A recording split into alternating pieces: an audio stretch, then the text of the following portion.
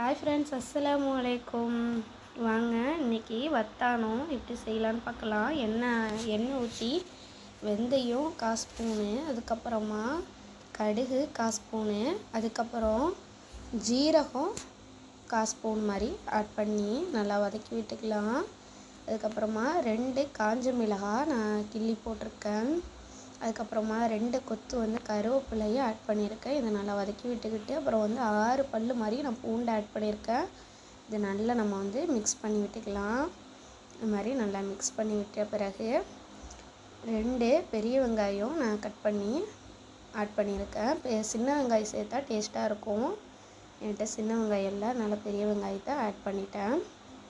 இது நல்லா பொன்னிறமாகிற மாதிரியே நல்லா வதக்கணும். இப்போ இதுக்கு தேவையான நம்ம உப்பையும் இதில் ஆட் பண்ணிக்கலாம். இந்த ஸ்டேஜில் நம்ம உப்பை ஆட் பண்ணோம்னா அது கொஞ்சம் பொன்னிறமாக ஆகும். வெங்காயம் நல்லா பொன்னிறமாக ஆகும். அதனால் உப்பை நான் இப்போயே ஆட் பண்ணியாச்சு. இது நல்லா நம்ம வதக்கி விட்டுக்கலாம். இதே போல் வதங்கின பிறகு நான் தக்காளியை 2 தக்காளி மாதிரி அரைச்சி வச்சுருக்கேன். இதை அரைச்சி ஆட் பண்ணால் நல்லா டேஸ்ட்டு கொடுக்கும். அதனால் அரைச்சி தான் நான் ஆட் பண்ணியிருக்கேன். அதுக்கப்புறமா மஞ்சத்தூள் 1/4 ஸ்பூனு, மிளகாய்த்தூள் 1 ஸ்பூனு, மல்லித்தூள் 2 ஸ்பூன் மாதிரி ஆட் பண்ணியிருக்கேன். இதை நல்லா நம்ம மிக்ஸ் பண்ணி விட்டுக்கலாம்.